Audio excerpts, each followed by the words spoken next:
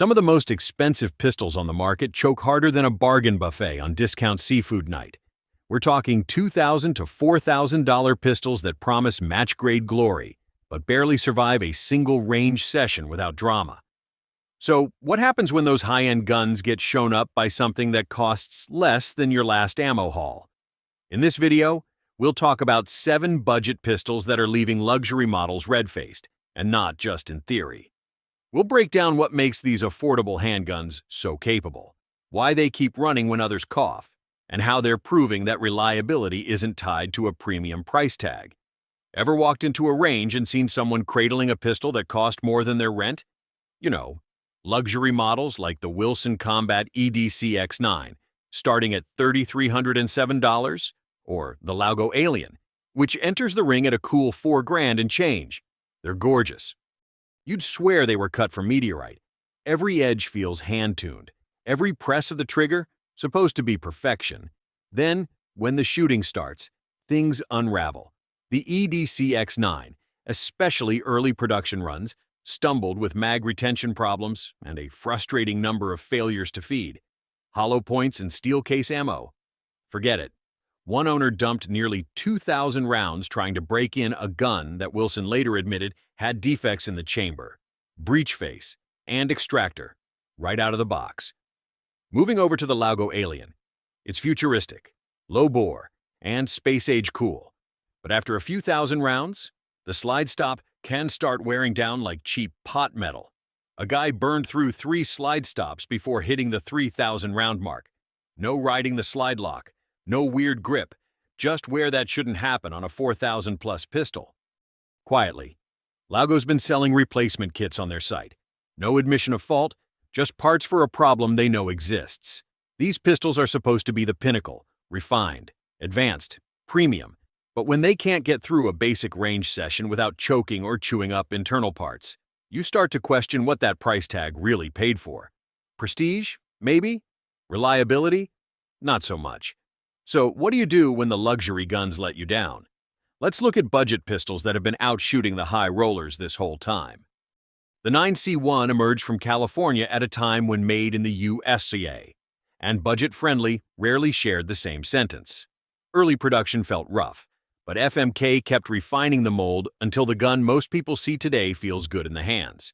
Ergonomics matter more than looks, and FMK gave the frame a Glockish angle with a slimmer swell through the palm. A rubber backstrap, molded in rather than snapped on, cushions recoil without adding bulk. At the line, the bore rides low, so muzzle flip stays tame, and the 5-pound fast-action trigger resets with an audible click that encourages fast pairs. 2 14-round magazines drop free every time. A happy surprise for a pistol that reviewers assumed would cling to its mags like a stubborn grape. 25-yard plates ring if the shooter does his part. The sights might be basic polymer, but the cut matches Glock dovetails, so changing them costs pocket change and takes 5 minutes. Cosmetic mold lines on the dust cover and faint swirl marks around the barrel hood remind you it isn't hand-finished steel. Yet those blemishes have zero impact on function. 1,000 rounds of cheap steel case ammo later, the striker channel may look dirty. Yet the firing pin keeps punching primers.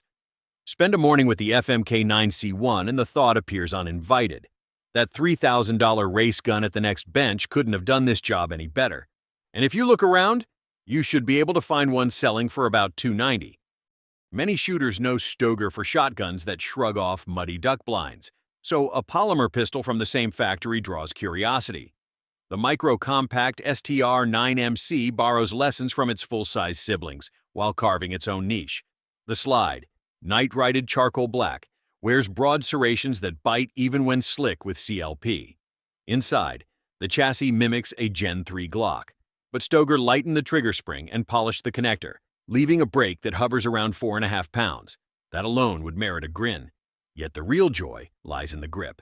Width across the palms matches a double stack, so the web of the hand fills space instead of clamping a skinny rectangle. Recoil betrays the pistol's size only in the timer's reading. Split times differ from a compact by a blink. The 13-round magazine fits flush, and the striker channel houses a spring-loaded plate that seals out debris, a nod to Stoker's mud-worthy lineage. Many subcompacts require special holsters, But the MC slips into several Glock 19 rigs, just test retention before committing.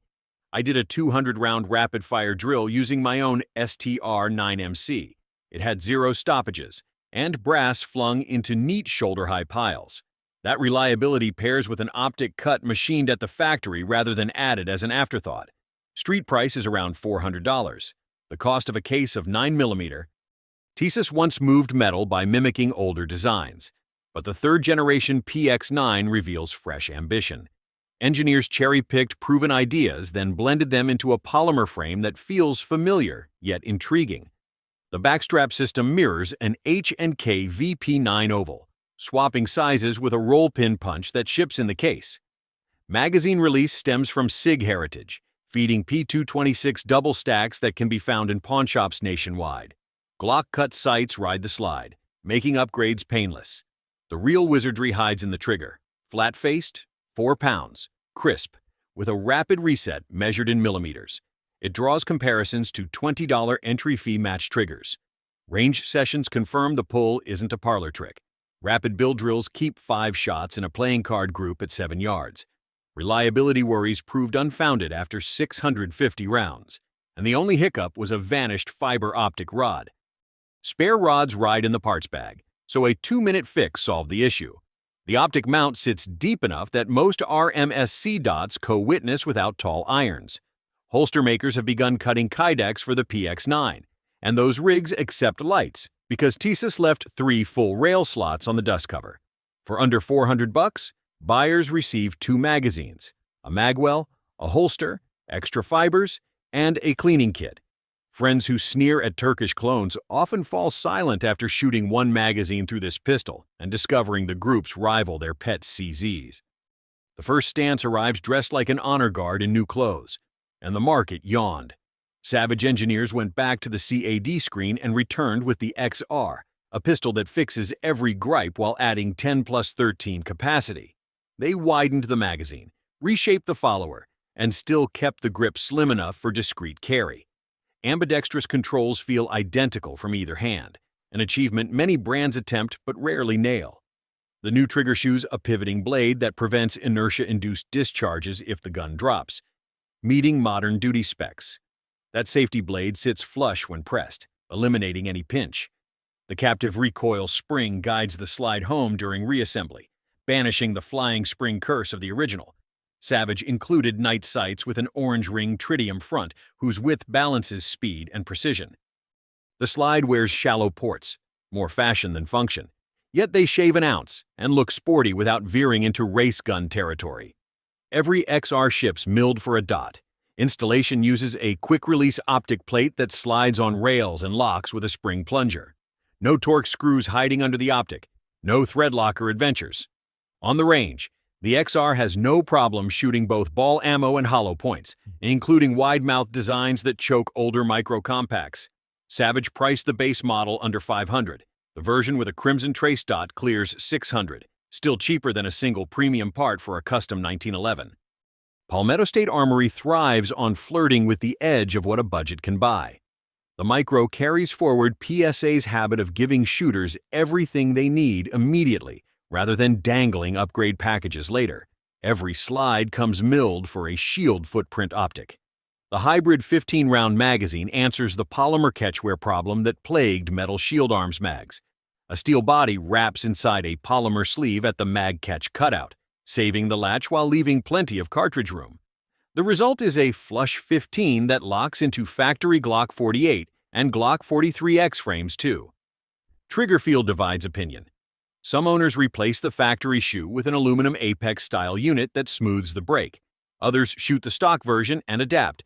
Either way, reliability after the first-generation update remains strong. The Micro has been extensively tested by a lot of reviewers.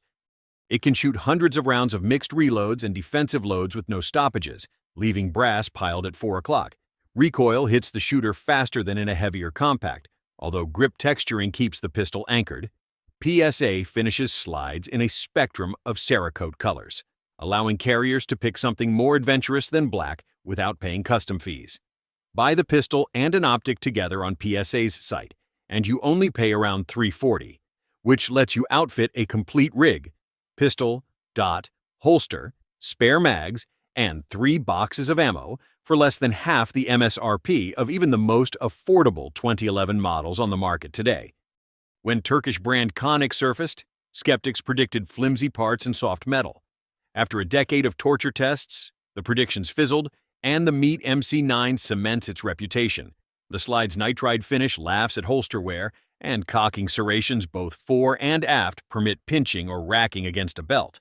Engineers carve the optic pocket low, letting a shield footprint dot hunker so deep that factory irons peer over its hood. Backstraps swap with a single roll pin, and aggressive stippling extends far enough up the side panels to lock the support hand thumb. The 4-pound trigger almost defies physics inside a mass-produced chassis. Dry fire reveals a smooth take-up, distinct wall, and clicky reset. Live fire proves the feel translates to fast splits without unintentional doubles. The MC9 has been shown to cycle over 1,000 rounds of mixed brass without a single malfunction, earning nods from shooters running pistols that cost triple.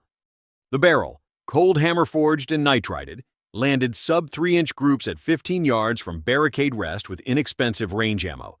Extras inside the hard case read like a Santa list: loader, holster, magwell, optic screws, brush, and 2 magazines. The street price remains stubbornly under $450.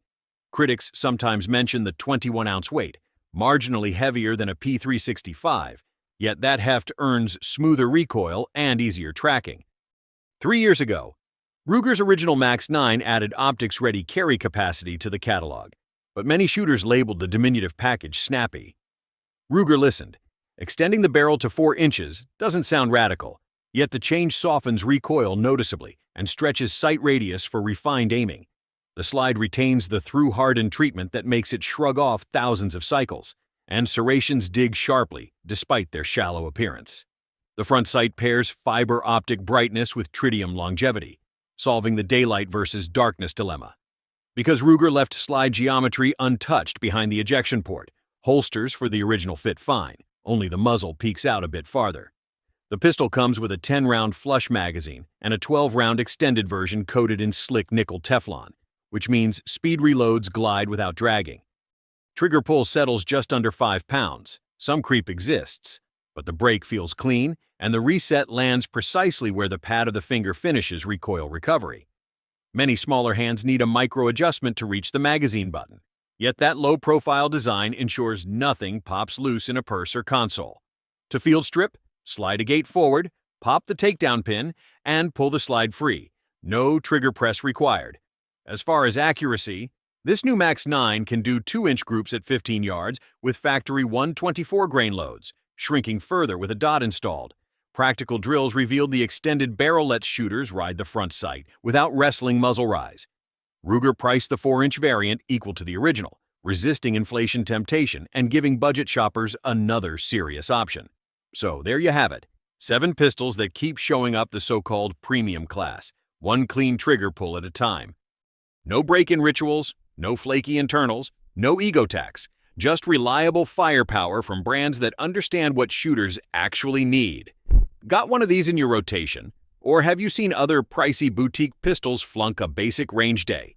Drop your stories in the comments. We read every single one.